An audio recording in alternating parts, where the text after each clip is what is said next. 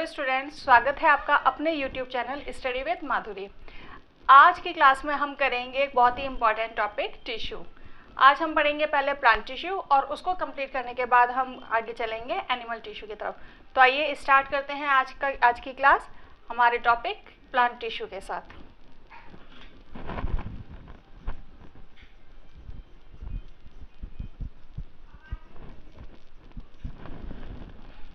Actual में tissue होता क्या है? सेल के बारे में तो हम सब जानते हैं कि जो सेल है वो हमारे बॉडी के बेसिक फंक्शनल और स्ट्रक्चरल यूनिट है, यानी कि विदाउट सेल किसी बॉडी का फॉर्मेशन तो हो ही नहीं सकता है ना।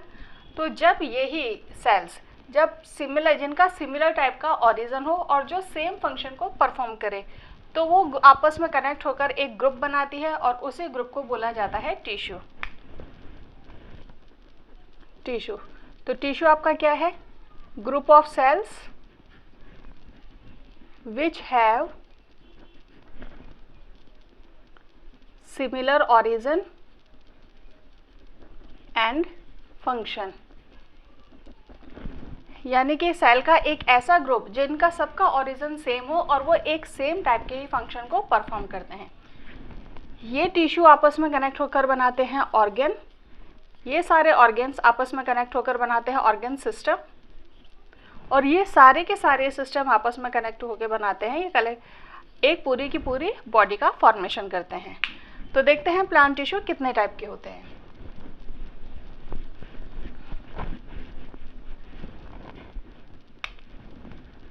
प्लांट टिश्यू आपके दो टाइप के होते हैं।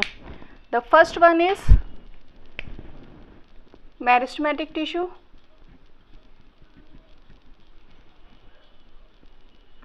and the second one is permanent tissue. Meristematic tissue आपके दो तरह के होते हैं। एक को हम कहते हैं प्राइमरी मेरिस्टेमेटिक और एक को बोलते हैं secondary meristematic. Primary meristematic tissue वो होते हैं जो प्लांट के सिर्फ लंबाई के लिए यानी कि उसकी लेंथ के लिए रेस्पॉन्सिबल होते हैं, और सेकेंडरी मेरिस्टेमेटिक टिश्यू वो होते हैं जो प्लांट की ग्रोथ के लिए रेस्पॉन्सिबल होते हैं, यानी कि उसकी चौड़ाई के लिए रेस्पॉन्सिबल होते हैं। तो आपकी जो प्राइमरी है ये आपके रेस्पॉन्सिबल होंगे किसके लिए? For length.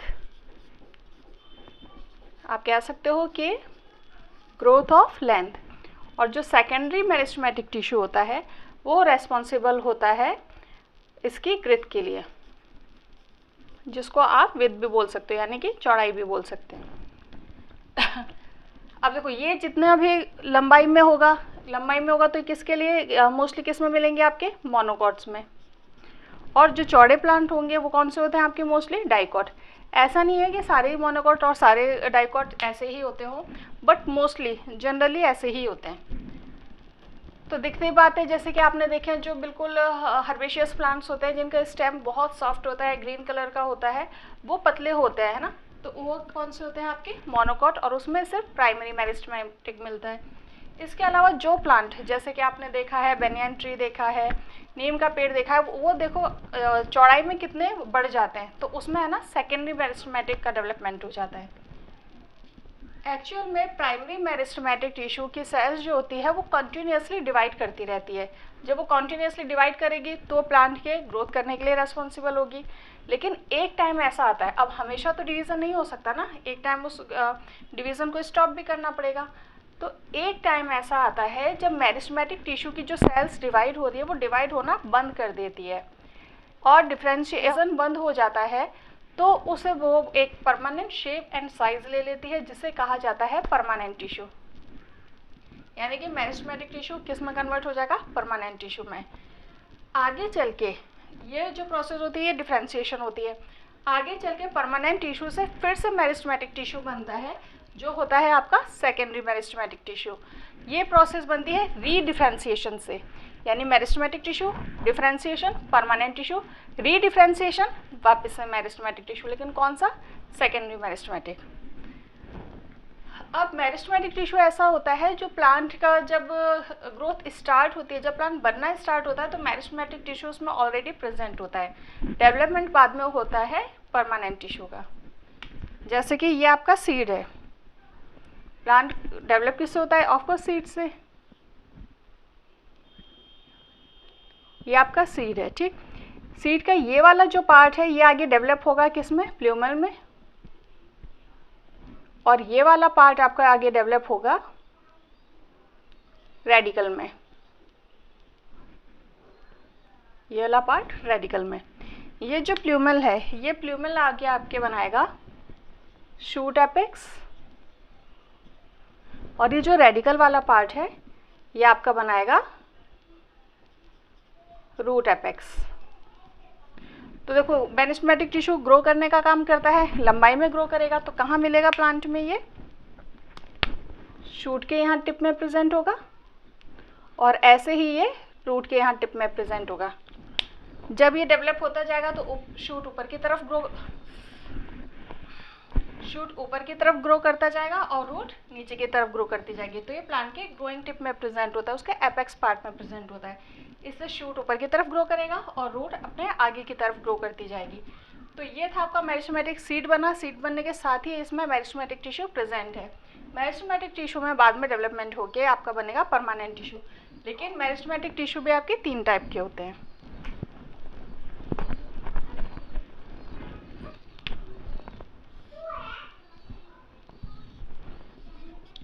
Apical meristem,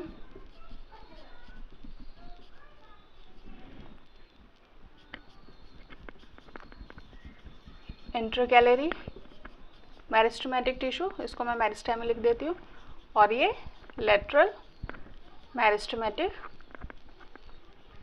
tissue, ठीक है। अब एपिकल मेरिस्टेमेटिक कहाँ प्रेजेंट होगा, ये प्लांट का शूट है, ठीक। ये हो गया प्लांट का शूट हो गया, तो यहाँ पर मेरिस्टेमेटिक टिश्यू प्रेजेंट है। ये इसकी रूट्स हो गई, तो यहाँ पर मेरिस्टेमेटिक टिश्यू प्रेजेंट है। अब जैसे जैसे शूट डेवलप करेगा, जैसे जैसे मेरिस्टेमेटिक टिश्यू में डिवीज़न होता जाएगा और सेल्स बनती जाएगी, एपेक्स ऊपर की तरफ ग्रो करता जाएगा। अब ये एपेक्स ये ग्रो कर जाएगा ऐसे और ऊपर, फिर यहाँ पर ये मेरिस्टेमेटिक टिश्यू फिर और ये डेवलप होगा, तो ये इस तरीके से ग्रो करता जाएगा। तो यहाँ पे ये इसकी ये न्यू सेल्स आ गई, और ये पीछे की कैसे हो गई, ये ओल्ड सेल्स हो गई। अब देखो जो ये रीजन था यहाँ पे ये डेवलप होता गया, फिर ये रीजन ये डेवलपमेंट होता गया। जब जैसे ही वो स्टेम डेवलप होता जाता है और आगे के पार्ट में एपिकल मेरिस्टेम प्रेजेंट होता है, तो ये तो आगे बढ़ता जाता है, लेकिन पीछे कुछ एपिकल मेरिस्टेमेटिक के सेल्स छोड़ता जाता है। यानी कि यहाँ पे कुछ एपिकल मेरिस्टेमेटिक टिश्यू का कुछ पार्ट यहाँ पर बचा हुआ रह जाता है। अब इतना सारा टिश्यू आगे बढ़ता जा रहा है, तो सारा का सारा जगह खाली नहीं कर देता, पीछे अपना कुछ वो पार्ट रिमेनिंग पार्ट वो छोड़ता जाता है। ये वाला जो रिमेनिंग पार्ट है, यहीं से लीव्स भी अराइज हो सकती है, यहीं से बड्स भी निकल सकती है, यहीं से ब्रांचेस भी निकलती रहती हैं। इसे बोला जाता है एक्सिलरी बड। ये क्या हो गया आपका एपिकल मेरिस्टेमेटिक। अब इंटरकैलरी कहाँ प्रेजेंट होता है, ये तो हो गया आपका जैसे जैसे ये पीछे की तरफ आता जाएगा, ये बाद में अब इसमें डिवीज़न बंद हो जाएगा, तो ये क्या बन जाता है आपका परमानेंट टिश्यू। ये वाला पोर्शन भी आपका क्या बन जाएगा परमानेंट टिश्यू।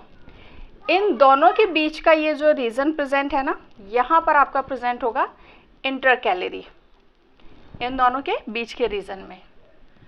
तो जो नोड्स ये वाला पार्ट तो हो गया नोड्स, इनके बीच का पार्ट हो गया इंटरनोड, तो वहाँ पर क्या प्रेजेंट होता है आपका इंटरकैलरी। और यहीं से आपकी यहाँ से ये वाला जो रीजन है, यहाँ से क्या निकलती है एक्सिलरी बर्ड्स, जो आगे आपके लीव्स ब्रांचेस फ्लावर किसी में भी डेवलप हो सकती है।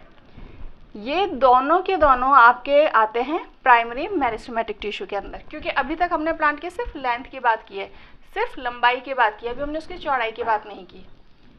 अब चौड़ाई कब होगी, लेटरल मेरिस्टेमेटिक टिश्यू प्रेजेंट होता है यहाँ पर, ये हो गया आपका लेटरल मेरिस्टेमेटिक। इस टिश्यू की वजह से प्लांट चौड़ाई में ग्रो करता है। जैसे ही चौड़ाई में ग्रो करता है तो उसे हम क्या बोलते हैं लेटरल मेरिस्टेमेटिक, और इसे बोलते हैं प्लांट की ग्रोथ या विद का डेवलपमेंट। तो चौड़ाई में ग्रो करेगा कौन सा टिश्यू, लेटरल मेरिस्टेमेटिक टिश्यू। फिर से देखते हैं मेरिस्टेमेटिक टिश्यू आपके तीन टाइप के होते हैं, एपिकल, इंटरकैलरी और लेटरल मेरिस्टेमेटिक। मेरिस्टेमेटिक टिश्यू की जो सेल्स है वो कॉन्टिन्यूसली डिवाइड करती रहती है, इसलिए प्लांट लेंथ में ग्रो करता रहता है। एक लेटरल मेरिस्टेमेटिक टिश्यू ऐसा होता है जो प्लांट के लेटरल साइड में प्रेजेंट होता है, उसकी वजह से प्लांट की ग्रोथ डेवलप होती है, यानी कि वो चौड़ाई में बढ़ता है। ये दोनों मोस्टली मिलते हैं मोनोकॉट्स में, और लेटरल मेरिस्टेम आपका मिलेगा डाइकॉट प्लांट में। इसके अलावा जो ग्रासेस होती है, ग्रासेस में भी आपका कौन सा मिलता है, इंटरकैलरी मेरिस्टेम। देखा है ना कि जैसे ज़मीन के ऊपर ये जो ग्रासेस लगी हुई होती है, अगर कोई एनिमल आके उसको खा भी जाता है तो घास फिर से ग्रो कर जाती है। क्यों? क्योंकि वहाँ पर इंटरकैलरी मेरिस्टेमेटिक टिश्यू प्रेजेंट होता है। ये था हमारा मेरिस्टेमेटिक। अब हम पढ़ेंगे परमानेंट टिश्यू।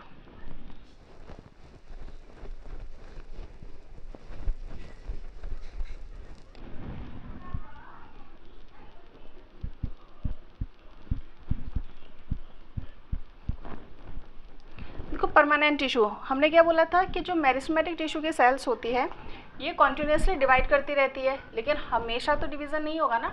एक टाइम तो ऐसा आएगा जब उसकी सेल्स को डिवाइड होना बंद होना पड़ेगा। तो जब वो सेल्स डिवाइड करना बंद कर देगी, तो देखो जैसे ये सेल्स है, ये डिवाइड हो रही है, कोई इधर चली गई, इधर चली गई, इधर इधर इधर इधर पूरे में फैल गई, तो कोई शेप नहीं रहेगा उसका, है ना, इधर उधर पूरे में फैलती जाएगी।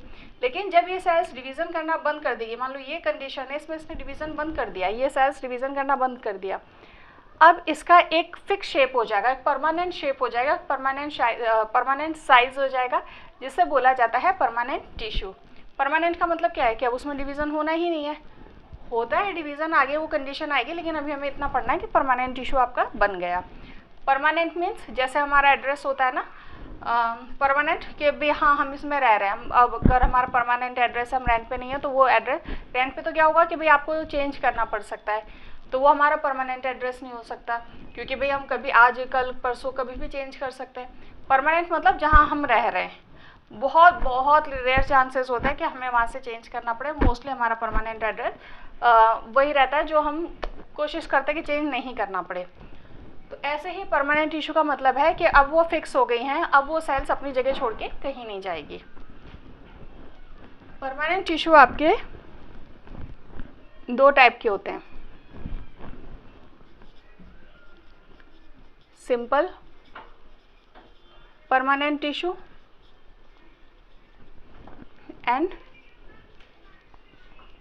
Complex permanent tissue.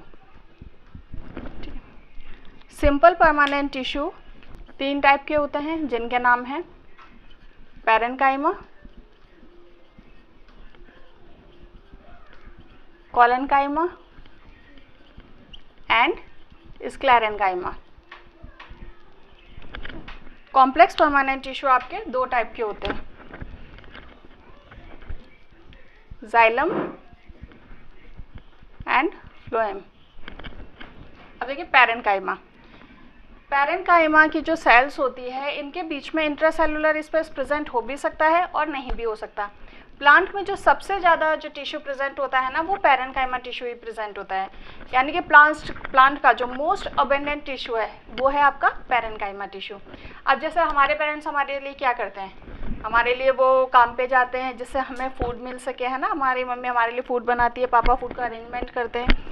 तो ये जो जैसे कि पेरेंट्स हमारे लिए फूड का काम कर रहे हैं, फूड स्टोर करने का काम कर रहे हैं, फूड प्रिपेयर करने का काम कर रहे हैं, ऐसे ही पैरेन्काइमा टिश्यू आपका क्या करेगा, स्टोरेज का भी काम करेगा, क्योंकि इसमें क्लोरोफिल स्टोर रहता है, तो फिर ये आपका फोटोसिंथेसिस में भी हेल्प करता है।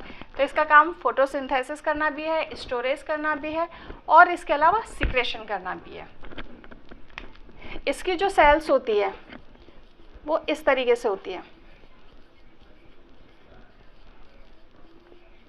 अब इन सेल्स में इंट्रासेलुलर स्पेस प्रेजेंट हो भी सकता है और नहीं भी हो सकता। दूसरी खास बात, ये एक लिविंग टिश्यू है और इसकी जो सेल वॉल होती है ना वो थिन होती है।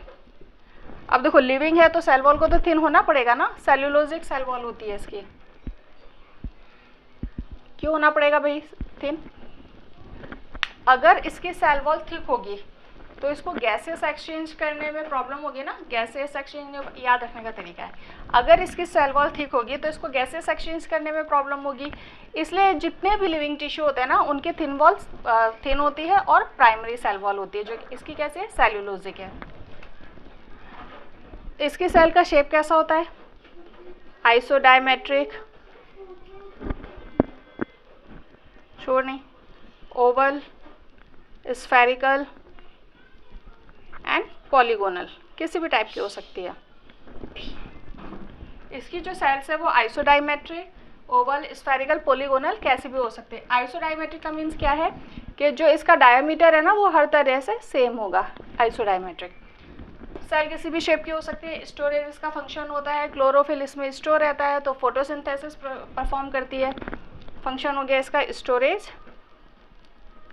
Secretion and help in photosynthesis. ये हो गया पैरेन्काइमा। अब दूसरा है आपका कोलेनकाइमा। भाई पैरेन्काइमा कैसा है, थिन सेल वॉल है ना, और ग्रोइंग टिश्यू है ये, दैट मीन्स ये स्टोर करना, सीक्रेशन करना, फोटोसिंथेसिस करना, इन सब में ये हेल्प करता है। अब दूसरा, अगर ये यही करता, थिन सेल वॉल है तो प्लांट को सपोर्ट नहीं मिलेगा ना, तो प्लांट को तो सपोर्ट भी चाहिए। पैरेन्काइमा की थिन सेल वॉल होने की वजह से प्लांट को सपोर्ट नहीं मिलता। अब प्लांट जैसा जैसा लेंथ में बढ़ता जा रहा है तो under the influence of gravity वो तो नीचे गिर जाएगा अगर वो हार्ड नहीं होगा, है ना। तो उसको सपोर्ट प्रोवाइड करने के लिए कौन से टिश्यू होता है, कोलेनकाइमा और स्क्लेरेन्काइमा।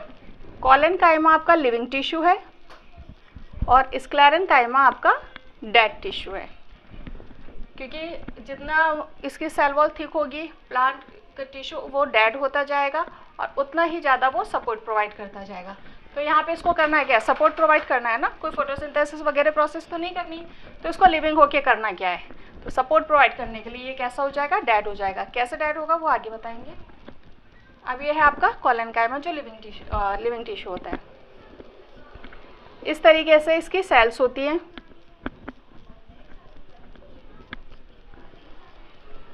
अब इसकी एक खास बात क्या है कि इस कोलेनकाइमा के अंदर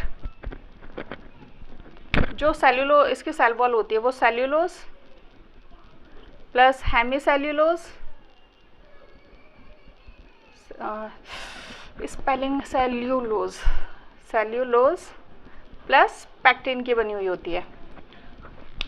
अब भाई अगर ये पतली रहेगी तो ये सपोर्ट कैसे प्रोवाइड करेगा, थोड़ा बहुत तो सपोर्ट इसे भी प्रोवाइड करना है। तो इसके क्या होते हैं, जो ये कॉर्नर्स होते हैं ना, इन कॉर्नर्स पे इन सब चीज़ों का सबमिशन हो जाता है, इस तरीके से है ना, सबमिशन हो जाता है ये ऐसा,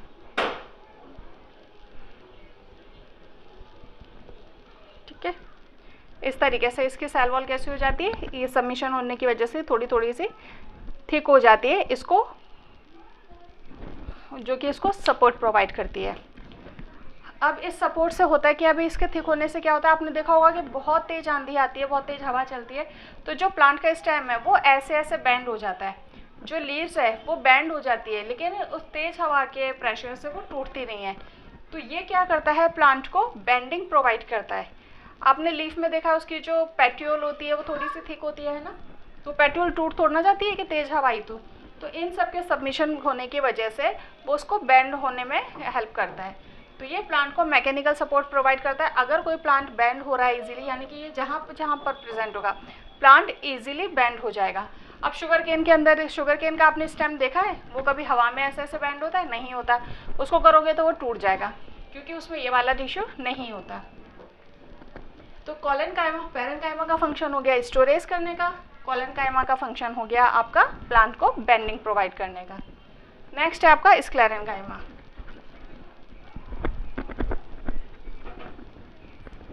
स्क्लेरेन्काइमा पूरा डेड टिश्यू है। ये दो तरीके का होता है, स्क्लेरेट्स एंड फाइबर्स। देखो फाइबर्स कैसे होते हैं, इसके जो एंड है ना वो ऐसे पॉइंटेड होते हैं। ये हो गए इसके प्राइमरी सेल वॉल। इसी के अंदर है ना थिक सेकेंडरी सेल वॉल बनने लगती है।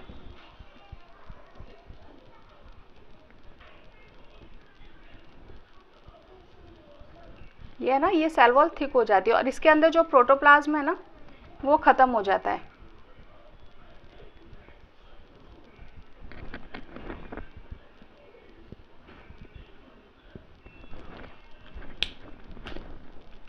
इसके अंदर ये सेकेंडरी सेल वॉल बन गई, सेकेंडरी वॉल, और ये कौन सी होती है, प्राइमरी। और इसका जो ल्यूमेन है ना ये कैसा हो जाता है, नैरो, और इसके अंदर प्रोटोप्लाज्म नहीं होता, एब्सेंट होता है। ज़रूरत ही नहीं है, जब डेड टिश्यू है तो प्रोटोप्लाज्म का कोई फंक्शन ही नहीं है। अब इतने थिक सेल होने की वजह से प्लांट को क्या प्रोवाइड करता है, सपोर्ट, उसको स्ट्रेंथ प्रोवाइड करता है। स्क्लेरेट्स को स्टोन सेल्स भी बोला जाता है।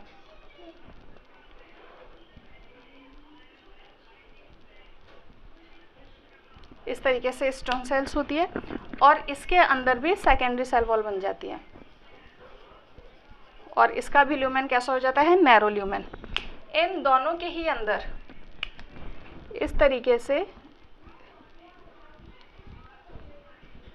एक स्ट्रक्चर होती है जिसको बोला जाता है पिट।